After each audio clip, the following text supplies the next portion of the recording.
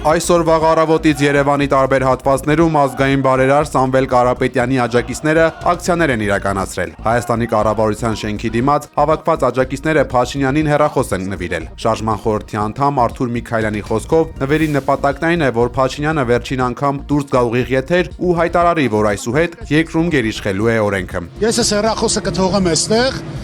փոխանցեք խնդրում եմ վարչապետին Հայաստանի Հանրապետության։ Ակցիաները շարունակվել են նաև քննչական կոմիտեի դիմաց։ Ազատություն Սամվել Կարապետյանի։ Շարժման խորհրդի անդամ Շիրազ Մանուկյանի պնդմամբ իշխանությունը փորձում է իր ձեռքում պահել պետական բոլոր ինստիտուտները սեփական շահերի համար, մինչդեռ Սամվել Կարապետյանը իր գործունեությամբ ապացուցել է, որ մշտապես եղել է ժողովրդի ու պետության կողքին։ Նիկոլ Փաշինյանը ցանկանում է իր աթոռոպալ մի բարձ պատճառով։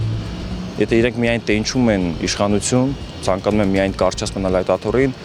բոլոր լծակները կիրառում են այդտեղ։ Գլխավոր դատախազության շենքի մոտ եւս ազգային բարերարի աջակիցները հավաքվել են։ Շարժման խորհրդի անդամ Գառնիկ Դավթյանի խոսքով, սա վերջին խրամատն է, վերջին պաշտպանական գիծը, որից հետո չենք ունենալու Հայաստանի այն պատկերը, որը հիմա կա։ Սամվել Կարապետյանը պետք է գտնվի ազատության մեջ, եւ եթե մի քիչ ավելի ժողովրդական խոսքով ասեմ, այդքան տղայք բաց թողեք։ Տեսնենք ընտրություններով կարա՞ք հաղթեք, թե չէ։ Թե չէ կալանավորելով մարդուն շատ հեշտ է, էլի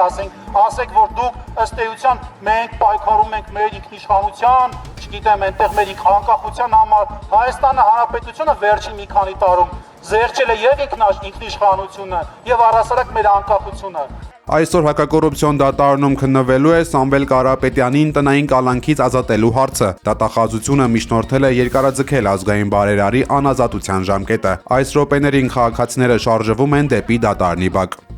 Ազատություն Սամվել Կարապետյանի։